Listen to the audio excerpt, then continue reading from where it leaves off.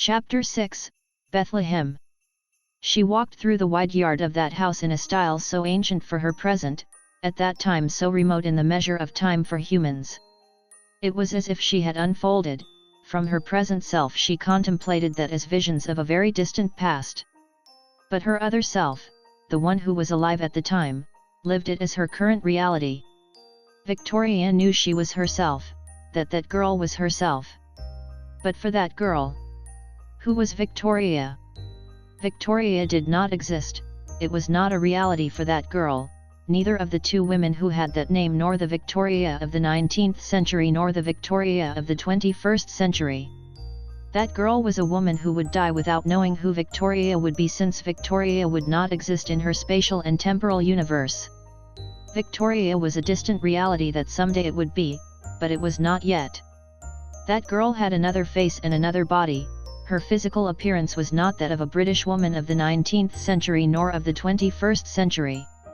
Her features were those of a woman of another race, but what she had in common with Victoria is that she was still a beautiful woman.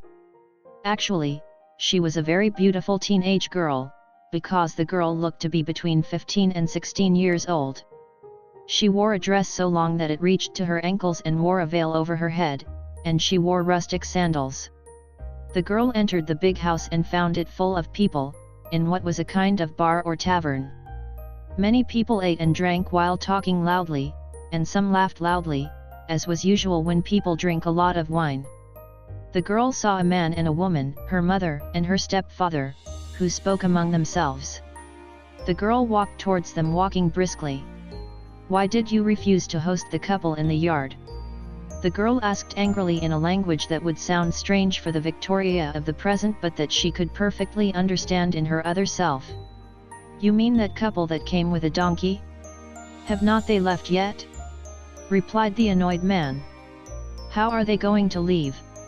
The lady is with child and she is about to give birth. How can you throw a woman out to outdoor who is about to give birth?" The girl asked in a tone of protest. "I do it easily. The inn is full by the census, for the first time in a long time. All the rooms are occupied and I have nowhere to house them," the man said impatiently. "You can give them my bedroom, I would not mind doing it so that poor woman gives birth under a roof," the girl replied. "I cannot, because your room is already rented like the one that is mine and of your mother. Tonight you must sleep in a corner of the kitchen, your mother and you," the man replied. "Then you can beg a guest, surely they will understand," insisted the girl. "I beg them? For strangers? You're a stupid girl," the man replied, raising his voice. "You can rent them the manger, although it's not ideal. I can arrange it, for the woman to give birth," the desperate girl asked. "No, I will not. The manger is reserved in case someone comes with enough money and desperate because he cannot find accommodation. Those people do not have enough money. What he said he can pay, I did not think it was enough," the man said with contempt and irony. "How can you be like that? It is our duty with God to help people, our brothers. It is a sin to turn our backs on the helpless and the desperate. Your duty as a child of Israel is to be compassionate with your fellow men, or if not, you're not worthy to step on the synagogue," said the indignant girl, ignoring the gestures of her mother who begged her to keep quiet.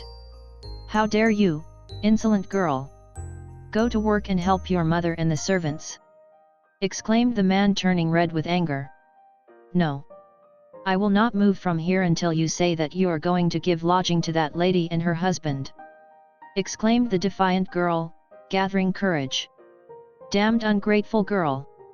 exclaimed the man, raising his hand to slap the girl, while she closed her eyes waiting for the blow.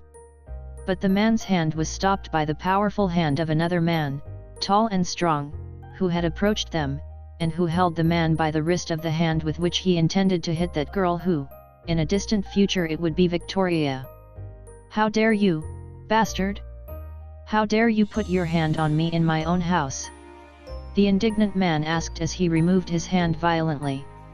"I just kept you from hitting this girl, something that does not honor your home, sir," said the other man with a wry smile, but with an intense and hard gaze. "This girl is my daughter and I can do with her what I want, I even killing her," the angry man replied, and raising his threatening fist in front of the face of the girl's defender, "Who the hell are you?" he added.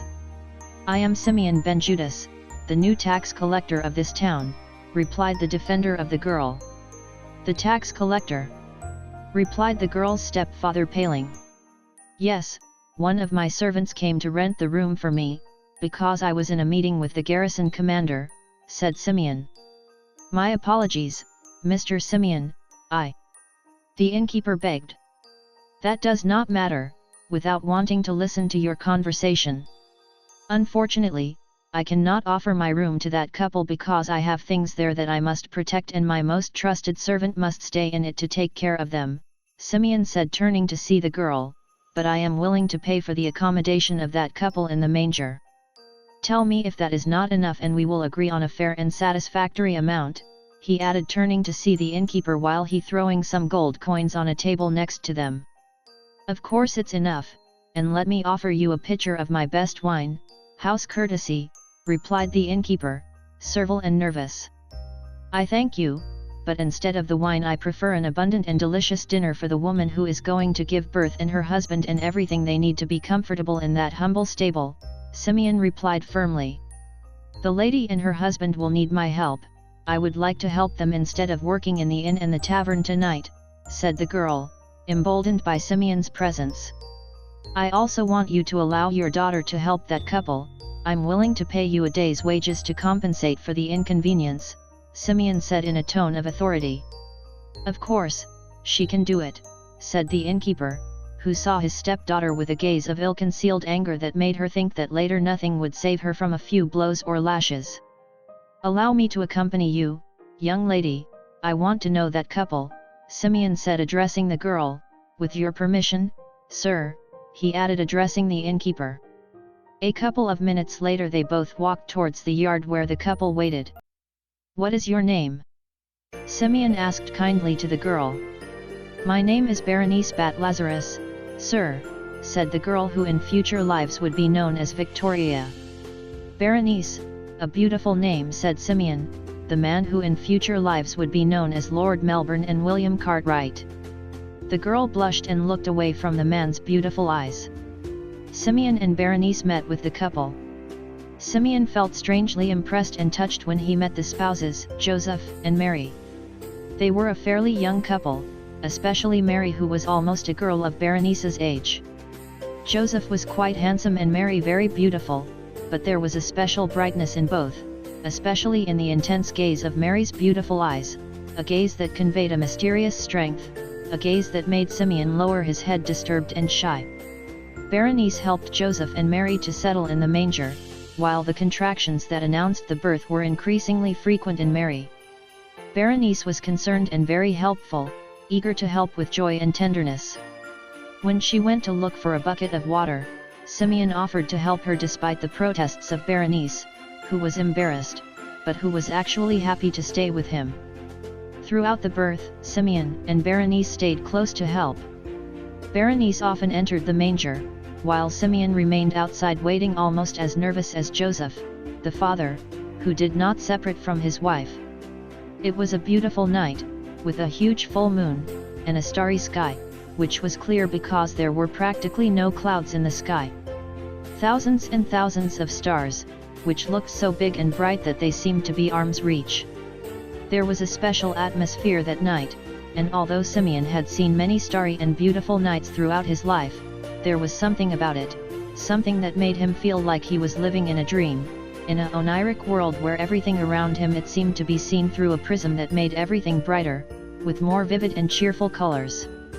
And that peace, that particular peace, as his troubled heart had never known, such a special atmosphere that made him think that if death was like that, there was nothing to fear, it was something very beautiful.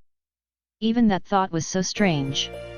And then a crying burst into the night, and a child who would be known as the Prince of Peace came into the world. A while later, Simeon timidly entered the manger, invited by the happy parents who wanted to thank him.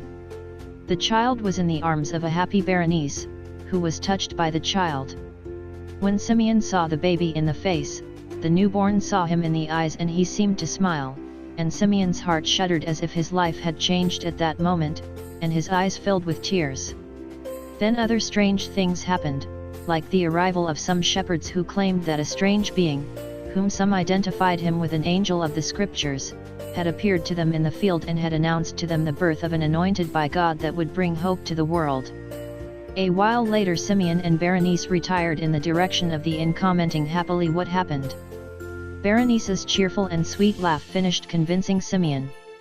Berenice, I do not know how to explain it, but today I felt emotions that I have never felt in my life. I have felt that my life has changed, and I have also discovered you. My heart longs for you. Simeon said excitedly. Sir, I am a virtuous maiden, and Berenice replied nervously. I know. Berenice, I was married once and my wife died giving birth to our son who also died. Since then I've been alone. How old are you? Simeon asked anxiously. I've just turned 15 years old, said Berenice blushing. I am 30 and soon I will be 31. Berenice, seeing that child boy I have felt an irresistible desire to love, and then I realized that in spite I just met you, my feelings for you will grow unchecked. Berenice, I want to marry you, said Simeon with the voice broken by emotion. Berenice opened her eyes in surprise. But I will not ask your father for your hand if you do not want. I will not have you if you do not want it, I want you. Simeon said with fear of rejection and a certain embarrassment. Yes. Yes, I want. I want it, sir, said Berenice excited, red as a tomato and with tears in her eyes. Simeon reacted surprised and then very happy. He took Berenice by the hand, and they looked for Berenice's stepfather and mother, who saw them coming surprised and in the case of the stepfather with anger. I want to marry your daughter, said Simeon decided. What crazy things are you saying? You, protested the furious innkeeper. I am willing to pay a generous amount to thank you for your permission and compensate for the loss of such a valuable daughter, Simeon said, throwing a bag full with many gold and silver coins on the table in front Berenice's stepfather, and the bag was opened by watering coins on the table, causing the man to open his eyes wide. Well, it's not about money but about... The man replied hesitantly, but then Simeon threw a second bag with more money, and the man saw the money with infinite greed. Of course, in this grimy city it is not easy to get a good husband for a good, hard-working, and well-educated young woman, and a tax collector is the best husband she can have. We just have to sit down and talk about the details and about the total amount of that generous compensation. But surely you will have my permission, and I congratulate you because you will have a very good wife, he added with a smile of pure hypocrisy and greed that seemed an unpleasant grimace. But my daughter cannot be sold like a lamb. My girl does not. Berenice's mother said in anguish. Shut up, woman. You just have to obey, exclaimed the furious innkeeper addressing his wife. I want to hear what the lady has to say, said Simeon defending his future mother-in-law. Mama, calm down, it is my will to marry Mr. Simeon. I want to be his wife, I think he is a good man and I will be happy next to him, said Berenice to her mother, with a sweet and happy smile. In that vision of the past Victoria knew what would come next. She knew that she married Simeon and they lived together for the rest of their lives.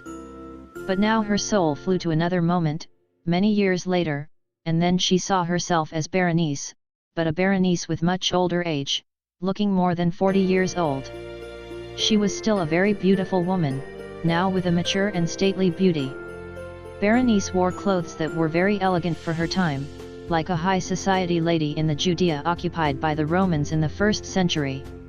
She was walking down the street with a much younger woman, and although that young woman had an appearance different physics, Victoria knew in that vision that it was Nancy, who in that life was her maid. Both entered a house full of many people, with a multitude of very different people, but who mostly seemed to be poor people. There were many children, women, and the elderly, and a few sick or disabled people. Berenice and her maid entered the dining room of the house, where there was a group of men and women sitting at a long table around a young man, very tall, handsome and with long hair. Everyone seemed attentive to what he said or did. When Berenice came in followed by her maid, there was silence. Berenice said her name and began to explain that her husband Simeon was very sick, almost dying. With tears in her eyes, Berenice begged the man who was presiding over the table to help her husband. "Your husband is a tax collector, he is a collaborator of the damned Romans, and he has dedicated himself to bleed our people with those taxes that condemn us to misery, everything so that him and you can live as rich," said a man, from a corner of the great hall, in anger, a man with a fierce aspect, while they listening to some murmurs of people commenting that this man had been, or probably was still, a zealot, a guerrilla of the resistance Jewish against Roman occupation. "It's been several years since my husband stopped being a tax collector. But even when he tried to be condescending with our people, and help them pay the taxes in more favorable conditions. Since he stopped being a tax collector, my husband has been a merchant and landowner, and he has been very good with his workers, and he has paid them very generous salaries and has always helped them. In addition, he and I have been very pious, we went to the synagogue frequently, and we have donated a lot to our poorest brothers." "Rabbi, my husband is a good and believer man," said Berenice, anxious, and finally addressed the man who presided over the table. "Good and believer man? It is a leech that has sucked our blood and a traitor to Israel. A rat that collaborates with pagans cannot be a man of faith," exclaimed the ferocious man and spat on the ground with contempt. The man who presided over the table was silent, his face seemed serene, but the women around him who knew him better than men could read the displeasure in his eyes. "Please, Rabbi. My husband is all I have, he and I have no children, God has not blessed us with them," Berenice said, crying inconsolably, while one of the men made a hurtful and derogatory comment when she said they had no children. "If my husband dies I will be alone in the world, I will lose the only thing that really matters to me in the world, I will no longer have reasons to live. I beg you, Rabbi. I will do what you want, I will do anything that is pleasing in the eyes of God, if it is necessary I will do penance and humiliate myself as you ask," she added without ceasing to cry and pout. "Rabbi, my lady and my lord are very good. I beg you," said the maid, crying. "Rabbi, I ask your clemency for my sins and those of my husband. I know you speak with a just and powerful voice, I know that you are God's envoy and that through your intercession God works great miracles, I beg you, Rabbi," said Berenice. Then Berenice lowered her veil to leave her hair uncovered and took off her sandals to stay barefoot, and got on her knees. She placed her palms on the floor and bent her body to place her forehead against the floor, in a show of humiliation and adoration. Her maid did the same. Some men, incited by the former guerrilla, mocked and even insulted her, while other men and all the women present showed disapproval for the cruel behavior of the troublemakers on their faces. "I want to propose that we drink wine in honor of God," said the young man who presided over the table with a kind but powerful voice that silenced everyone, while he raising a bowl of wine, and Berenice raised her head to see him. "For God, who lives in happiness and in pain, that lives in the cry of the oppressed and in the happiness of the oppressors, in the innocence of children and in the disenchantment of adults, in the love of lovers and in the sadness of lonely and abandoned." The man stood up, imposing in his high tall and his muscular body, in his beautiful face with beard and long hair. "Who lives in the helplessness of the poor and in the squandering of the rich. For God, who lives in health and illness, in laughter and tears, in believers and in skeptics, in virtuous and in sinners. For God, who lives in temples and in taverns, in the chastity and in lust, in the playgrounds where children play and in brothels, in the hoe and in the sword. For God, who is everything and he lives in everything, because nothing is alien to him, because he has created men and women, and he has given them free will, that is why he lives in their glory and in their decadence, in their victory and in their defeat, in their virtue and in their sin, in their faith and in their skepticism, in their prayers and in their blasphemy." The man approached Berenice as he spoke. "That's why he does not turn his back on anyone, because he would be turning his back on himself. That's why I told you all, do not judge so that you are not judged, because the measuring stick with which you judge you will be judged. Is it so hard to understand, my beloved children?" said the man with a smile while his intense gaze traveled the entire room, making everyone feel impressed, as it used to be, and finally fixed his eyes on Berenice. "Stand up, woman," he said, and extended his hand to Berenice, who took it, and he helped her get up. The man made the maid also get up and then had them both sit on 2 chairs, and he asked his female disciples to bring a small bucket of water and some cloths used as towels. He took a barefoot from Berenice and started to wash it. "No, Rabbi. No, it's necessary," said Berenice, ashamed. "Easy, woman. For me, it is a pleasure to serve my brothers and my sisters. Besides, you did much more for me. I do not think you remember that you carried me while I was a baby," the man replied in a very affectionate voice. "To you, Rabbi?" Berenice asked, surprised. "The day of my birth, in a manger in Bethlehem, a starry night," said the man, expressing love and gratitude with his eyes. "The child in the manger?" exclaimed Berenice, very surprised. "That's right, thanks for the help that you and your husband gave to my mother and father that night. It will be an honor for me to spend the night at your house tonight," said the man with a charming smile. And in that way, at dusk that day, Jesus of Nazareth entered the house of Simeon and Berenice, accompanied by some of his disciples, men and women. Jesus asked to see Simeon immediately, and they took him to the bedroom where the master of the house was bedridden, suffering from his grave illness. Jesus introduced himself and revealed his link in the past with Simeon. "The boy in the manger, you've grown a lot," Simeon said in a weak voice and a sweet, nostalgic smile on his aged, haggard face. "And you, my dear brother, I see you much better than I feared. I see you strong, proud, and beautiful as a stallion. Soon I'll see you standing, and then we'll talk about the old days," replied Jesus, smiling. "Rabbi, if I am a stallion, then breeding mares will remain virgins," answered Simeon mockingly. "Simeon!" Berenice exclaimed in scolding tone, but she was surprised to see Jesus laughing out loud, and how Simeon joined with muffled laughter for the weakness of his body, making she smile amused. In the days that followed, Jesus was sitting at the bedside of Simeon, talking with him, praying and placing his hands on Simeon's head and chest.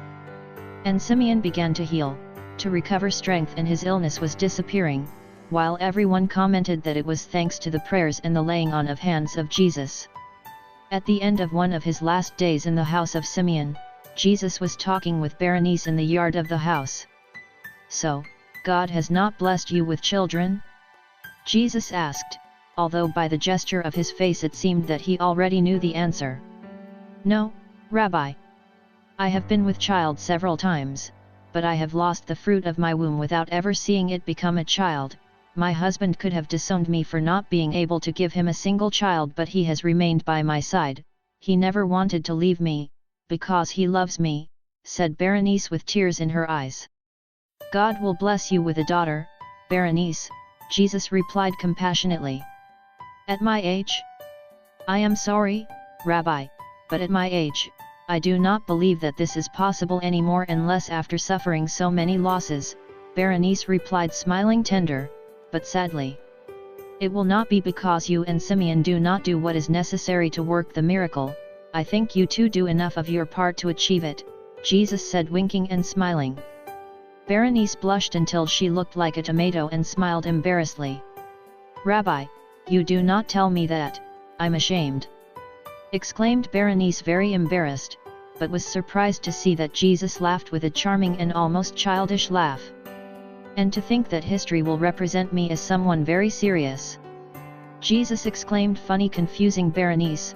"Berenice, for God there is nothing impossible, but you must also know that we live in the endless cycle of life, a cycle of ups and downs and constant changes. Just as I tell you that you will conceive a daughter, I also tell you that one day in the distant arcana of time you will live on an island, large and remote, and many will bow before you in veneration. But authentic happiness will still delay, but someday you will have it," said Jesus with love and compassion. The soul of Victoria went on its way, and went to another moment a few years later, when Jesus walked through the streets of Jerusalem carrying a heavy cross, being whipped without mercy. Berenice and Simeon watched him, both crying, while their little daughter hugged her mother's legs and cried. "Mama, why do they do that to the rabbi?" asked the girl, crying and pouting, a girl who would one day reincarnate as Vicky. "I do not know, Salome. I do not know," said Berenice, heartbreak by pain.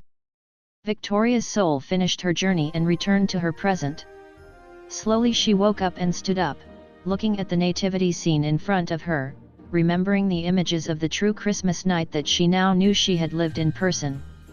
And then she heard footsteps behind her and turned to see William walking towards her, with a face that reflected intense emotion.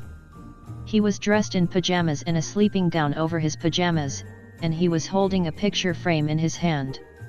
William handed her the picture frames and Victoria saw that it was her daguerreotype with Vicky in her previous life. "You always knew?" Victoria asked, surprised and moved. "Many years ago, in the helicopter accident in the jungle of Venezuela. I was between life and death. While they came to rescue me and get me out of the jungle, some Indians took care of me, and then, I had all those visions that a shaman helped me understand and interpret. That day, my soul woke up to the reality of my past, of our past, and that day I knew it was only a matter of time before you came to me. And here you are," said William, moved, while holding back the tears. "Could not you tell me when you saw me arrive?"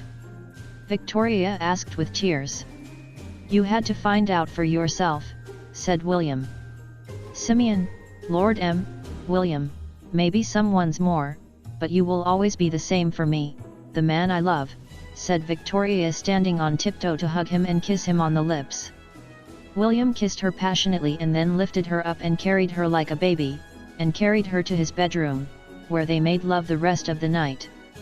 The next day, at the Christmas dinner, Victoria and William made a surprising announcement to Nancy and Francatelli.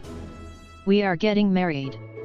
exclaimed Victoria, and Nancy drowned with the glass of champagne she was drinking and coughed loudly, while Francatelli saw William with great surprise. On Christmas Day, Victoria called her mother to break the news and her mother fell almost fainted on the couch. Victoria's father took more than half a bottle of whiskey to overcome the shocking surprise. A couple of years later, William and Victoria celebrated Christmas with their little daughter. The girl caressed the belly of her mother, who was waiting for her second child. "In the next Christmas you will have a brother, Vicky, to play with him," said William, caressing the curls of his daughter. Victoria smiled at her husband and then fixed her eyes on the Christmas tree, and her memory returned to a sacred night, thousands of years before, and to the child who was born in that manger. Then she remembered the beautiful gaze of the man that child had become, and from her heart a prayer of gratitude was raised to her friend Jesus, knowing that Christmas would always be much more special for her and her husband than for any other living human. Happy holidays and peace on earth for men and women of goodwill.